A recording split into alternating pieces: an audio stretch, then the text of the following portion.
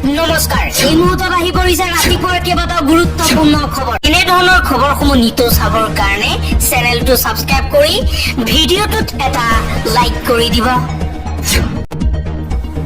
এই মুহূৰ্তত জনাই আছো এটা গুৰুত্বপূৰ্ণ খবৰ। অসমত ভোটৰ অধিকাৰ হেৰুৱাব লাখ লাখ লোকে।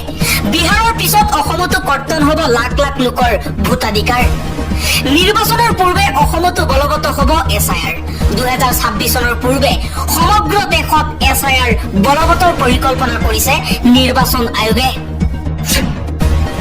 পৰৱৰ্তী খবৰ, এতিয়াৰ পৰা সকলোৱে বাংলা ভাষা লিখাটো বাধ্যতামূলক কৰা হৈছে, অন্যথা জৰিমনা বিহা হ'ব। এইবাৰ পশ্চিমবংগৰ মমতা বেনাৰ্জীৰ চৰকাৰে এই ডাঙৰ সিদ্ধান্ত গ্ৰহণ কৰিছে। এতিয়াৰ পৰা কলকাতাৰ সকলো চাইনবোৰ্ডত বাংলা ভাষা লিখাটো বাধ্যতামূলক কৰা হৈছে, অন্যথা জৰিমনা লোৱা হ'ব। আন এটা খবৰ, চিকিৎসা বিজ্ঞানৰ নতুন সাফল্য।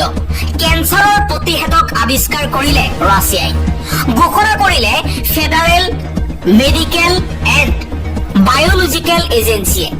নতুন প্ৰতিষেধকবিধৰ নাম এণ্টৰমিক্স। কেঞ্চাৰৰ প্ৰকৃতিৰ ওপৰত ইয়াৰ ক্ৰিয়া প্ৰতিক্ৰিয়া নিৰ্ভৰ কৰিব। এইবিধ প্ৰতিষেধক ব্যৱহাৰৰ বাবে সাজু বুলিও লগতে কোৱা হৈছে। চিকিৎসা বিজ্ঞানৰ নতুন সাফল্য, কেঞ্চাৰৰ প্ৰতিষেধক আৱিষ্কাৰ কৰিছে ৰাছিয়াই। পৰৱৰ্তী খবৰ, অবৈধ বিদেশীক লৈ সৰব লুৰিণজ্যোতি গগৈ। লুৰিণজ্যোতি গগৈয়ে কৈছে অবৈধ বিদেশীৰ বোজা লবলৈ প্ৰস্তুত নহয় অসম আৰু অসমীয়া। সংগ্ৰাম চলিছে আৰু চলিব। কোনো কাৰণতেই কেন্দ্ৰৰ জাতিদংশী অসম বিৰোধী সিদ্ধান্ত আমি মানি নলওঁ। ৰাজ্যজুৰি অসম জাতীয় পৰিষদে অনুপ্ৰৱেশ আৰু বিদেশী ৰেহাই 2025 নিৰ্দেশনাৰ বিৰুদ্ধে সাব্যস্ত কৰিছে ব্যাপক প্ৰতিবাদ। জাতিৰক্ষাৰ স্বাৰ্থত যুঁজ তীব্ৰতৰ হ'ব বুলি মন্তব্য কৰিছে লুৰিণজ্যোতি গগৈ। আন এটা খবৰ, অসমত এটা নতুন আঞ্চলিক ৰাজনৈতিক দলৰ জন্ম হ'ল। গঠন হ'ল মৰাণ জনগোষ্ঠীয় দল জাতীয় গণমঞ্চ। কাকোপথাৰৰ গণ সমাৱেশত এই দলটোৰ আত্মপ্ৰকাশ হৈছে। পৰৱৰ্তী খবৰ, উন্মোচন হৈছে জ্যেষ্ঠ ৰাজনীতিক নীলমণি সেন ডেকাৰ অসমৰ প্ৰব্ৰজনৰ সমস্যা আৰু বিদেশী বহিষ্কাৰ আন্দোলনৰ শীৰ্ষক গ্ৰন্থ। বিশিষ্ট বুদ্ধিজীৱী ডক্টৰ হীৰেন গোহাঁই, অসম সাহিত্য সভাৰ প্ৰাক্তন সভাপতি ডক্টৰ সূৰ্যকান্ত হাজৰিকা, বিশিষ্ট লেখক অধ্যাপক ডক্টৰ অখিল ৰঞ্জন দত্ত আদিয়ে উন্মোচন কৰিছে গ্ৰন্থখন। আন এটা খবৰ, বজাৰত লাগিছে জুই, হিমন্ত বিশ্ব শৰ্মা আছে শুই।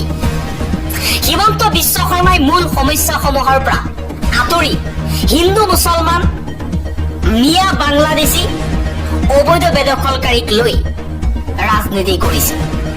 সাধাৰণ জনতাক তেওঁ সাম্প্ৰদায়িক হিংসাৰ মাজত আবদ্ধ কৰি ৰাখি বজাৰত যি আকাশ উলংঘী মূল্য বৃদ্ধি হৈছে তাক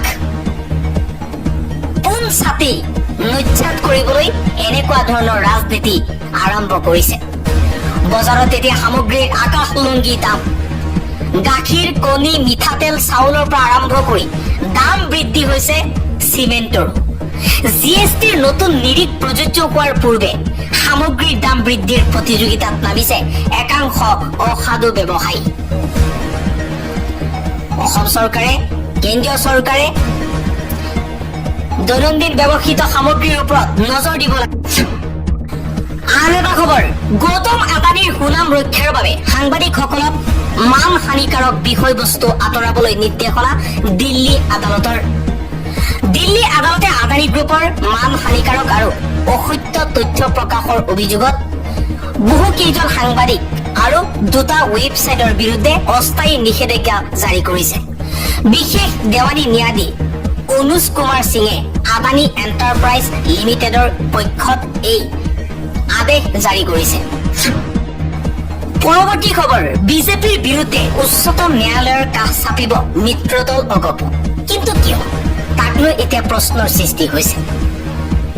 অগপ বিজেপি একে, তাৰ পাছতো অগপই বিজেপিৰ বিৰুদ্ধে উচ্চতম ন্যায়ালয়ৰ কাষ চাপিব বুলি কোৱাৰ পাছত এক নতুন চৰ্চা আৰম্ভ হৈছে।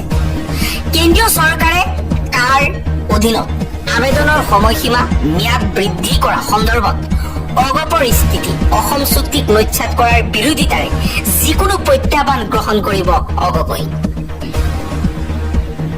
অসম গণ পৰিষদ দলে বিজেপিৰ লগত মিত্ৰতাত থাকোঁতেই নাগৰিকত্ব সংশোধনী বিধেয়ক আহিল আৰু বিধেয়কখন আইনত পৰিণত হ'ল। মিত্ৰতাত থাকি কেৱল মাত্ৰ বিৰোধিতা কৰি যোৱা অগপ দলে এইবাৰো পুনৰ 2024 চন পৰ্যন্ত অহা অবৈধ বাংলাদেশীক সংস্থাপন দিবলৈ কেন্দ্ৰই জাৰি কৰা অনুপ্ৰৱেশ আৰু বিদেশী ৰেহাই নিৰ্দেশ 2025ৰ বিৰোধিতা কৰিছে। ঐতিহাসিক অসম আন্দোলনৰ প্ৰেক্ষাপটত অসম চুক্তি স্বাক্ষৰিত হৈছিল আৰু সেই আন্দোলনৰ পটভূমিত অগপ দলৰ জন্ম হৈছিল।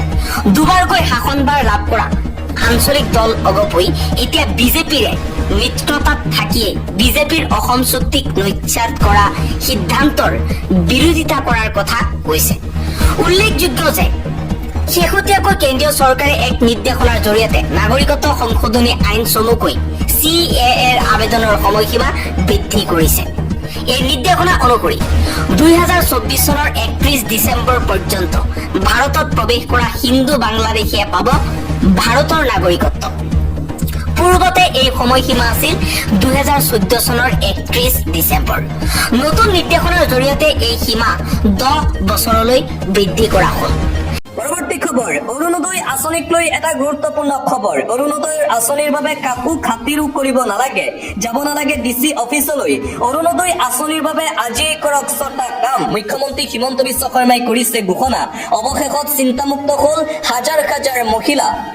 তালিকাৰ পৰা নাম কৰ্তন হোৱা প্ৰতিগৰাকী মহিলাই লাভ কৰিব অৰুণোদয় আঁচনিৰ টকা। অৰুণোদয় আঁচনি নোপোৱাকৈ কোনো এগৰাকী মহিলা নাথাকিব। ৰাজ্য চৰকাৰৰ বৃহৎ সিদ্ধান্ত। মুখ্যমন্ত্ৰী ডক্টৰ হিমন্ত বিশ্ব শৰ্মাই কৰিলে ডাঙৰ ঘোষণা অৰুণোদয় আঁচনিক লৈ। ঘৰতে বহি আবেদন কৰিলেই লাভ কৰিব অৰুণোদয় আঁচনিৰ ধন মহিলাসকলে। ইয়াৰ বাবে পূৰণ কৰিব লাগিব প্ৰপত্ৰ। মহিলাসকলে প্ৰপত্ৰ পূৰণ কৰি প্ৰেৰণ কৰিব লাগিব এছলামাৰলৈ। DC অফিচলৈ নোযোৱাকৈ লাভ কৰিব অৰুণোদয় আঁচনিৰ ধন মহিলাসকলে। ৰাজ্যৰ প্ৰতিগৰাকী জীৱিকা সখীয়ে লাভ কৰিব অৰুণোদয় আঁচনিৰ টকা। ইয়াৰ বাবে যাব নালাগে কোনো DC অফিচলৈ। মুখ্যমন্ত্ৰী হিমন্ত বিশ্ব শৰ্মাৰ ফালৰ পৰা এই নতুন নীতি নিৰ্দেশনা। পোনপটীয়াকৈ লাভ কৰিব অৰুণোদয় আঁচনিৰ টকা মহিলাসকলে। 1250 টকা প্ৰতিগৰাকী মহিলাই পাই থাকিব। গেছ কিনিলে আৰু 250 টকা লাভ কৰিব মহিলাসকলে। অৰুণোদয় আঁচনিৰ লাখ লাখ মহিলালৈ এই ভাল খবৰ জাৰি কৰিছে ৰাজ্যৰ মুখ্যমন্ত্ৰী হিমন্ত বিশ্ব শৰ্মাই। পৰৱৰ্তী খবৰ, জুবিন গাৰ্গ সন্দৰ্ভত মন্তব্য কৰি পুনৰবাৰ চৰ্চাত বিজেপি মন্ত্ৰী জয়ন্ত মল্ল বৰুৱা। বি বৰুৱা কলেজৰ সাধাৰণ সম্পাদক হৈ থাকোঁতে প্ৰথমবাৰৰ বাবে মই জুবিন গাৰ্গক আৱিষ্কাৰ কৰিছিলো। ময়ে জুবিনক যুৱ মহোৎসৱলৈ লৈ গৈছিলো। জুবিনে সোণৰ পদক পাইছিল, সেয়াই আমি প্ৰথম ৰাজহুৱা চিনাকি। আৰু এইদৰে জুবিন গাৰ্গ সন্দৰ্ভত মন্তব্য কৰি পুনৰবাৰ চৰ্চাত বিজেপি মন্ত্ৰী জয়ন্ত মল্ল বৰুৱাই। জয়ন্ত মল্ল বৰুৱাই কৈছে জুবিন গাৰ্গক হেনো জয়ন্ত মল্ল বৰুৱাই আৱিষ্কাৰ কৰিছিল। আৰু এই মন্তব্যৰ পিছতেই পুনৰবাৰ জয়ন্ত মল্ল বৰুৱাক লৈ চৰ্চা আৰম্ভ ছচিয়েল মিডিয়াত। আন এটা গুৰুত্বপূৰ্ণ খবৰ, কংগ্ৰেছ দলত গলকিপাৰ নাই, সেয়েহে আমি কংগ্ৰেছক ফ্ৰী গল দি আছো। গৌৰৱ গগৈ মিডিয়াৰ সন্মুখত দোষাৰ ভাষণ দিলেই কংগ্ৰেছ দল শক্তিশালী নহয়। কংগ্ৰেছ দল সন্দৰ্ভত মন্তব্য বিধায়িকা সুমন হৰিপ্ৰিয়াৰ। সুমন হৰিপ্ৰিয়াই কৈছে কংগ্ৰেছ দলত গলকিপাৰ নাই, গলকিপাৰ নথকাৰ বাবেই আমি বাৰে বাৰে কংগ্ৰেছ দলক ফ্ৰী গল দি আছো। গৌৰৱ গগৈ কেৱল মাত্ৰ মিডিয়াৰ আগতহে ডাঙৰ ডাঙৰ ভাষণ দিয়ে। এইদৰে কংগ্ৰেছ দল সন্দৰ্ভত মন্তব্য বিধায়িকা সুমন হৰিপ্ৰিয়াৰ। আন এটা গুৰুত্বপূৰ্ণ খবৰ, পশ্চিমবংগৰ মমতা বেনাৰ্জীৰ চৰকাৰৰ ডাঙৰ সিদ্ধান্ত। মমতা বেনাৰ্জীৰ চৰকাৰে লৈছে এক ঐতিহাসিক সিদ্ধান্ত। কলকাতাৰ সকলো ছাইনবোৰ্ডত বাংলা ভাষা লিখাটো বাধ্যতামূলক কৰিছে চৰকাৰে, অন্যথা বিশাস হ'ব বৃহৎ পৰিমাণৰ জৰিমনা। মমতা বেনাৰ্জীৰ চৰকাৰৰ এই ডাঙৰ সিদ্ধান্তক লৈ সমগ্ৰ ভাৰতজুৰি এতিয়া চৰ্চা আৰম্ভ। কলকাতাত সকলো বেনাৰ পোষ্টাৰত বাংলা ভাষা লিখাটো বাধ্যতামূলক কৰিছে পশ্চিমবংগ চৰকাৰে। আন এটা ব্ৰেকিং নিউজ, ৰাহুল গান্ধীক ব্ৰিটেইনৰ নাগৰিক বুলি অভিযোগ। ইডিৰ তলব বিজেপি নেতাক। বিজেপি নেতাক এইবাৰ তলব কৰিছে ইডিয়ে।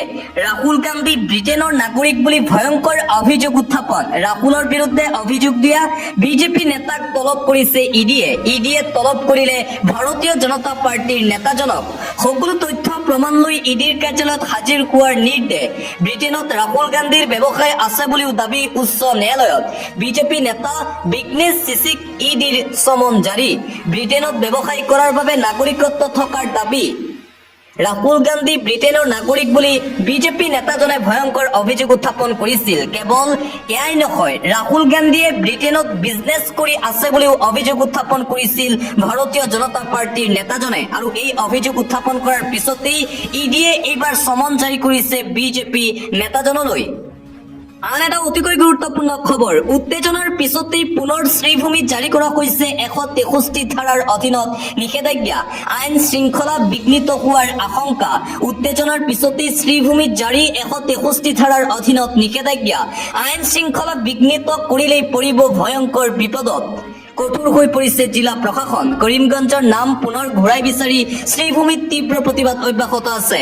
শনিবাৰৰ প্ৰতিবাদত সৃষ্টি হৈছিল অপ্ৰীতিকৰ ঘটনা আৰক্ষীলৈ শিলাবৰ্ষণ কৰি পৰিস্থিতি হৈ পৰিছিল উত্তপ্ত শ্ৰীভূমি জিলা আয়ুক্তৰ কাৰ্যালয়ৰ পৰা জাৰি কৰা হৈছে পুনৰবাৰ এই বিশেষ জাননী পৰৱৰ্তী নিৰ্দেশনা নিদিয়া পৰ্যন্ত বাহাল থাকিব প্ৰশাসনৰ এই নিৰ্দেশনা শ্ৰীভূমিৰ প্ৰান্তে প্ৰান্তে আৰক্ষীয়ে দিছে টকল মুঠতে অশান্ত হৈ পৰিছে শ্ৰীভূমিত তীব্ৰ প্ৰতিবাদ অব্যাহত আছে কৰিমগঞ্জৰ আগৰ নাম ঘূৰাই অনাৰ বাবে শ্ৰীভূমিত লোকে কৰিছে তীব্ৰ প্ৰতিবাদ চৰকাৰৰ বিৰুদ্ধে অন্য এটা খবৰ যথেমথে উচ্ছেদ চলাই বিপদত জিলা আয়ুক্ত ৰাজহ চক্ৰ বিষয়া গুৱাহাটী হাইকোৰ্টে দিলে কাৰণ দৰ্শোৱাৰ নিৰ্দেশনা গুৱাহাটী উচ্চ ন্যায়ালয়ৰ নিয়ম উলংঘা কৰি এতিয়া বিপদত চৰকাৰী বিষয়াসকল ধুবুৰী উপায়ুক্ত অতিৰিক্ত উপায়ুক্ত ৰাজহ চক্ৰ বিষয়ালৈ জাননী জাৰি হাইকোৰ্টৰ উচ্ছেদৰ সময়ত উচ্চতম ন্যায়ালয়ৰ ৰায় উলংঘা কৰাৰ অভিযোগ উত্থাপন উচ্ছেদৰ পূৰ্বে জাননী জাৰি নকৰাৰ অভিযোগত উচ্চ ন্যায়ালয়ৰ কাষ চাপিছিল উচ্ছেদিত ইয়াৰ পিছতেই কাৰণ দৰ্শোৱাৰ জাননী জাৰি কৰিছে উচ্চ ন্যায়ালয়ে চৰকাৰী বিষয়ালৈ মুখ্য ন্যায়াধীশ আশুতোষ কুমাৰ ন্যায়াধীশ অৰুণ দেৱ চৌধুৰীৰে বিচাৰপীঠৰ এই নিৰ্দেশনা 51 জন উচ্ছেদিতৰ আবেদনৰ ভিত্তিত প্ৰদান কৰা হৈছে এই নিৰ্দেশনা 2024 চনৰ 27 জুনত উচ্চ ন্যায়ালয়ৰ বিচাৰপীঠে নিৰ্ধাৰণ কৰা জাননী বিষয়াসকলে উলংঘা কৰাৰ অভিযোগ আৰু যথেমথে উচ্ছেদ চলাই এতিয়া মহা বিপদত পৰিছে চৰকাৰী বিষয়াসকল কঠোৰ হৈ পৰিছে হাইকোৰ্টৰ ফালৰ পৰা জাননী জাৰি কৰা হৈছে কাৰণ দৰ্শোৱাৰ বিষয়াসকললৈ দিবলৈ এটা শোকাবহ খবৰ একেলগে দুৰ্ঘটনাত পতিত 4খনকৈ বাহন ডবকাৰ ৰাজপথত মৃত্যুৰ কিৰিলি ডবকাত ভয়ংকৰ পথ দুৰ্ঘটনা সংঘটিত হৈছে বুলি জানিব পৰা গৈছে ৰাজপথত একেলগে দুৰ্ঘটনাত পতিত 4খনকৈ বাহন ডবকাৰ ৰাজপথত ভয়ংকৰ পথ দুৰ্ঘটনা সংঘটিত হয় ভয়ংকৰ দুৰ্ঘটনাত থিতাতে এজন লোক নিহত হৈছে বুলি জানিব পৰা গৈছে সংকটজনক অৱস্থাত আন কেইবাজনো লোকৰ অৱস্থা মালবাহী বাহনৰ প্ৰচণ্ড খুন্দা বলেৰো পিকআপত ওলটা দিশত গৈ থকা মেজিক বাহনকো খুন্দা মালবাহী বাহনখনৰ আৰক্ষীসহ এখন বাইক 20 মিটাৰ মহতিয়াই নিয়ে ট্ৰাকখনে ঘটনাত নিহত বাইক আৰক্ষীজন ডবকাৰ ষ্টেট ফেডত এই শোকাবহ পথ দুৰ্ঘটনা সংঘটিত হয় ৰাজপথত একেলগে দুৰ্ঘটনাত পতিত 4খনকৈ বাহন সমগ্ৰ অসম কঁপাই যোৱা এই ভয়ংকৰ শিহৰণকাৰী পথ দুৰ্ঘটনা সংঘটিত হৈছে ডবকাৰ ৰাজপথত পৰৱৰ্তী খবৰ জলজীৱন মিছনৰ পাইপ ফুটি হাহাকাৰ কেইবা ফুট উচ্চতালৈ উঠিল পানীৰ ফুৱাৰা সোণাপুৰৰ চাম্পাত জল বিস্ফোৰণৰ ঘটনা সংঘটিত হৈছে জলজীৱন মিছনৰ পাইপ ফুটি হাহাকাৰ পৰিস্থিতিৰ সৃষ্টি হয় সোণাপুৰত কেইবা ফুট উচ্চতালৈ উঠিল পানীৰ ফুৱাৰা জলজীৱন মিছনৰ পানী যোগানৰ প্ৰাথমিক পৰীক্ষণত ভয়ংকৰ ঘটনা সংঘটিত হৈছে সোণাপুৰত জলমগ্ন গুৱাহাটী অভিমুখী সোণাপুৰৰ ৰাষ্ট্ৰীয় ঘাইপথ অন্য এটা খবৰ অসম সন্তান মিৰ্জানুৰ হুছেইনৰ সাফল্য অসম সন্তান মিৰ্জানুৰ হুছেইনৰ হাতত এৰোপ্লেনৰ চাবি মুখ্যমন্ত্ৰীৰ সমষ্টিৰ যুৱকে উৰুৱাইছে ফ্লাইট এটা গৌৰৱৰ খবৰ সপোনৰ ডেউকা কোবাই আকাশ চুমিছে মিৰ্জানুৰে পাইলট হৈ প্ৰথমবাৰলৈ উৰাজাহাজ চলাই সাউথ আফ্ৰিকা পালেগৈ মিৰ্জানুৰ অসমৰ প্ৰথমজন কেডেট পাইলট হিচাপে উত্তীৰ্ণ হৈছিল মিৰ্জানুৰ জালুকবাৰী সমষ্টিৰ আজাৰা হাতখোৱাপাৰাত ঘৰ মহম্মদ মিৰ্জানুৰ হুছেইনৰ আন এটা গুৰুত্বপূৰ্ণ খবৰ চৰাইদেউৰ সোণাৰীত আৰক্ষীৰ জালত ড্ৰাগছ সৰবৰাহকাৰী আৰক্ষীৰ জালত অৰুণ বৰুৱা ওৰফে কচু নামৰ ড্ৰাগছ সৰবৰাহকাৰী আৰক্ষীয়ে জব্দ কৰে ড্ৰাগছ সৰবৰাহকাৰী অৰুণ বৰুৱা বাইক চৰাইদেউৰ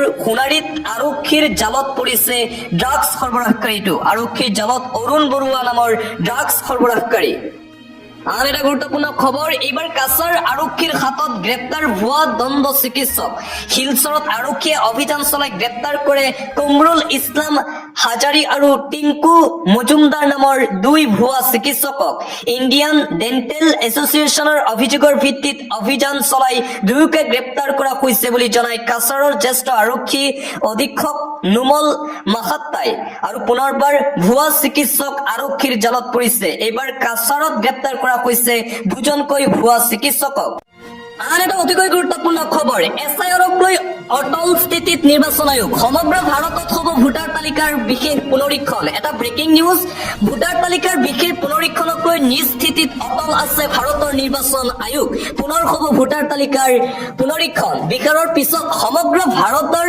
প্ৰতিখন ৰাজ্যত এছআইআৰ বলবৎ কৰাৰ পূৰ্ণ সম্ভাৱনা আছে এছআইআৰক লৈ নিজৰ স্থিতিত এতিয়াও অটল নিৰ্বাচন আয়োগ দেশৰ প্ৰতিখন ৰাজ্য আৰু কেন্দ্ৰীয় শাসিত অঞ্চলতে হ'ব ভোটাৰ তালিকাৰ বিশেষ পুনৰীক্ষণ ভোটাৰ তালিকাৰ পুনৰীক্ষণ হ'বই এই সন্দৰ্ভত অহা 10 ছেপ্টেম্বৰত বিশেষ বৈঠক অনুষ্ঠিত কৰিব ভাৰতৰ নিৰ্বাচন আয়োগে শীঘ্ৰেই বলবৎ হ'ব এছআইআৰক লৈ ৰাজ্যিক নিৰ্বাচনী আয়ুক্তই বিশেষ বৈঠক অনুষ্ঠিত কৰিব ভাৰতৰ নিৰ্বাচন আয়োগে সম্পূৰ্ণৰূপে সাজু হৈ পৰিছে এছআইআৰ বলবৎ কৰিবলৈ নিৰ্বাচন আয়োগ 26ৰ আৰম্ভণিতেই সমগ্ৰ ভাৰতত এছআইআৰ বলবৎ হোৱাৰ পূৰ্ণ সম্ভাৱনা আছে আন এটা ব্ৰেকিং নিউজ হিমন্ত গৌৰৱৰ মাজত বুজাবুজি 10 ছেপ্টেম্বৰত গৌৰৱ গগৈৰ বিৰুদ্ধে একো নকৈ মুখ্যমন্ত্ৰী হিমন্ত বিশ্ব শৰ্মাই 10 ছেপ্টেম্বৰ তাৰিখে মুখ্যমন্ত্ৰীয়ে কৈছিল গৌৰৱ গগৈৰ পাকিস্তান লিংক ফাদিল কৰিব কিন্তু সেই সন্দৰ্ভত এইবাৰ মহা বিস্ফোৰণ ঘটালে শিৱসাগৰৰ বিধায়ক তথা ৰাইজৰ দলৰ সভাপতি অখিল গগৈয়ে কৈছে কোনো ধৰণৰ তথ্য ফাদিল নকৰে মুখ্যমন্ত্ৰী হিমন্ত বিশ্ব শৰ্মাই হিমন্ত গৌৰৱৰ মাজত বুজাবুজি হৈছে 10 ছেপ্টেম্বৰত গৌৰৱ গগৈৰ বিৰুদ্ধে একো নকৈ হিমন্ত বিশ্ব শৰ্মাই বিস্ফোৰক অভিযোগ আনিছে শিৱসাগৰৰ বিধায়ক অখিল গগৈয়ে গৌৰৱৰ কথা কিয় ক'বলৈ ভয় কৰিছে মুখ্যমন্ত্ৰী হিমন্ত বিশ্ব শৰ্মাই 10 ছেপ্টেম্বৰক লৈ আজিকালি একো নোকোৱা হ'ল হিমন্ত বিশ্ব শৰ্মাই গৌৰৱৰ কথা নোকোৱা হ'ল মুখ্যমন্ত্ৰী হিমন্ত বিশ্ব শৰ্মাই ভূমিকম্প আহিব বুলি কৈছিল মুখ্যমন্ত্ৰীয়ে কিন্তু সেই ভূমিকম্প এতিয়া নাহে পানীত পৰিল হিমন্ত বিশ্ব শৰ্মাৰ এটম বোমা হিমন্ত গৌৰৱৰ মাজত মোৰ সন্দেহ হৈছে বুলি মন্তব্য বিধায়ক অখিল গগৈৰ 10 ছেপ্টেম্বৰ তাৰিখে মুখ্যমন্ত্ৰীয়ে গৌৰৱৰ বিৰুদ্ধে কোনো ধৰণৰ তথ্য ফাদিল নকৰে মুখ্যমন্ত্ৰীয়ে এনেই কৈ আছিল গৌৰৱৰ বিৰুদ্ধে তথ্য ফাদিল কৰিব 10 ছেপ্টেম্বৰ তাৰিখে এফালে ৰাজ্যৰ কোটি কোটি জনতা অপেক্ষা কৰি আছে 10 ছেপ্টেম্বৰ তাৰিখলৈ যে মুখ্যমন্ত্ৰীয়ে কি তথ্য ফাদিল কৰে গৌৰৱ গগৈৰ সেয়া চাব ৰাজ্যৰ কোটি কোটি জনতাই আৰু তাৰ মাজতে এইবাৰ বিধায়ক অখিল গগৈৰ এই মহা বিস্ফোৰণ অহা 10 ছেপ্টেম্বৰ তাৰিখে গৌৰৱৰ বিৰুদ্ধে মুখ্যমন্ত্ৰী হিমন্ত বিশ্ব শৰ্মাই কোনো ধৰণৰ তথ্য ফাদিল নকৰে দিবলৈ চোৱা আন এটা গুৰুত্বপূৰ্ণ খবৰ মোগল খেদিবলৈ অখিল গগৈয়ে ঘোষণা কৰিলে শৰাইঘাটৰ শেষ ৰণ এইবাৰ বিধায়ক অখিল গগৈ সৰব হৈ পৰিছে মোগলক খেদিব অখিলে এইবাৰ অখিল গগৈয়ে ঘোষণা কৰিলে শৰাইঘাটৰ শেষ ৰণ বিজেপি আৰএছএছক অখিল গগৈয়ে দিলে মোগল আখ্যা বিজেপি আৰু আৰএছএছক খেদিবলৈ হ'ব শৰাইঘাটৰ শেষ ৰণ অখিলে ঘোষণা কৰিছে বিজেপি আৰু আৰএছএছক মিৰ্জুমালাৰ লগত তুলনা কৰিছে বিধায়ক অখিল গগৈয়ে বিজেপি থাকিলে ভাৰত তথা অসমখন গতাই দিয়া হ'ব বিদেশীৰ হাতত গতিকে বিজেপি আৰু আৰএছএছক বাকিৰ কৰিব লাগিব হিন্দুক ডাঙৰ কৰি অসমীয়া শেষ কৰি পেলাব ভাৰতীয় জনতা পাৰ্টিয়ে এইবাৰ অখিল গগৈয়ে ঘোষণা কৰিলে শৰাইঘাটৰ শেষ ৰণ বিজেপি আৰু আৰএছএছৰ বিৰুদ্ধে এই ঘোষণা বিধায়ক অখিল গগৈৰ দিবলৈ চোৱা আন এটা বিগ ব্ৰেকিং নিউজ 2026 চনত বিজেপিৰ বাবে সহজ নহ'ব উজনি অসম বিজেপি চৰকাৰৰ প্ৰতাৰণাৰ প্ৰতিশোধ ল'বলৈ সাজু জাতীয় গণমঞ্চ আৰু 6 জনগোষ্ঠীক জনজাতিকৰণ নিদিয়াৰ বাবে এতিয়া বিকল্প চিন্তা কৰিছে খিলঞ্জীয়াই মৰাণ জনতাৰ গৰ্জনত কঁপি উঠিল কাকপথাৰ সীমান্ত চৰকাৰ আৰু ৰাজধানী দিছপুৰৰ বুকু কপালে মৰাণে দেখুৱালে শক্তি মৰাণে দেখুৱালে একতা বিজেপিৰ বিৰুদ্ধে বিজেপি চৰকাৰে মৰাণক কেৱল প্ৰতাৰণা কৰিলে উজনি অসমত বিজেপিক বাধা দিবলৈ সাজু হৈ পৰিছে মৰাণ জনগোষ্ঠী। ৰাজ্যত জন্ম লাভ কৰিলে নতুন ৰাজনৈতিক আঞ্চলিক দলে। তিনিচুকীয়া কাকপথাৰত জন্ম হ'ল আঞ্চলিক ৰাজনৈতিক দল জাতীয় গণমঞ্চ নামেৰে আত্মপ্ৰকাশ কৰা হৈছে। এই দলটোৰ মৰাণ জনতাৰ পৃষ্ঠপোষকতাত জন্ম লাভ কৰিছে জাতীয় গণমঞ্চই। অধিকাৰ সুৰক্ষা আৰু উন্নয়নক আগত ৰাখি জন্ম লাভ কৰিছে আঞ্চলিক দলটো। হাজাৰ হাজাৰ মৰাণ ভকতে আশীৰ্বাদ দিলে এই নতুন দলটোক। 2000 আইটিয়ে খেৰি পৰিৱেশন কৰে। মৰাণে দেখুৱালে শক্তি, মৰাণে দেখুৱালে একতা। বিজেপিক প্ৰতিহত কৰিবলৈ এতিয়া সাজু হৈ পৰিছে মৰাণ জনতা। 6 জনগোষ্ঠীক জনজাতিকৰণ নিদিয়াৰ বাবে বিজেপিৰ বিৰুদ্ধে বিকল্প চিন্তা কৰি এতিয়া নতুন ৰাজনৈতিক দল গঠন কৰিছে মৰাণ জনগোষ্ঠীয়ে। আৰু 2026 চনৰ বিধানসভা নিৰ্বাচন উজনি অসম দখল কৰাৰ সহজ নহ'ব ভাৰতীয় জনতা পাৰ্টিৰ বাবে। মহা বিপদত এতিয়া হিমন্ত বিশ্ব শৰ্মাৰ বিজেপি চৰকাৰ। আৰু আনপিনে ৰাজ্যৰ প্ৰান্তে প্ৰান্তে খিলঞ্জীয়া লোকৰ প্ৰতিবাদ অব্যাহত আছে। 6 জনগোষ্ঠীক জনজাতিকৰণ নিদিয়াৰ বাবে এতিয়া তীব্ৰ অসন্তুষ্টি হৈ পৰিছে ৰাজ্যৰ খিলঞ্জীয়া লোকসকল। দিবলৈছো আন এটা অতিকৈ গুৰুত্বপূৰ্ণ খবৰ। মিয়াৰ পক্ষলৈ শিৱসাগৰ প্ৰশাসনক প্ৰশ্ন ইউনুছ তামুলীৰ। চিতু বৰুৱাৰ দৰে নেতাক কিয় গ্ৰেপ্তাৰ কৰা নাই শিৱসাগৰ প্ৰশাসনে? আৰক্ষীয়ে যদি নোৱাৰে হাত দাঙি দিয়ক, আমি আছো। এইবাৰ জাতীয় সংগঠনৰ নেতা চিতু বৰুৱাৰ বিৰুদ্ধে মহা বিস্ফোৰণ ইউনুছ তামুলীৰ। ইউনুছ তামুলী সৰব হৈ পৰিছে মিয়া খেদা অভিযানক লৈ। মিয়াৰ পক্ষলৈ শিৱসাগৰ প্ৰশাসনক প্ৰশ্ন কৰিছে ইউনুছ তামুলীয়ে। চিতু বৰুৱাৰ দৰে নেতাক এতিয়ালৈকে কিয় গ্ৰেপ্তাৰ কৰা নাই প্ৰশ্ন ইউনুছৰ। শিৱসাগৰত অশান্তিকৰ পৰিস্থিতিৰ সৃষ্টি কৰা ব্যক্তিক প্ৰশাসনে হিৰো বনালে। যিকেইজন ব্যক্তিয়ে সংবিধানৰ বিৰুদ্ধে কাম কৰিছে তেওঁলোকক কিয় সমৰ্থন কৰিছে প্ৰশাসনে?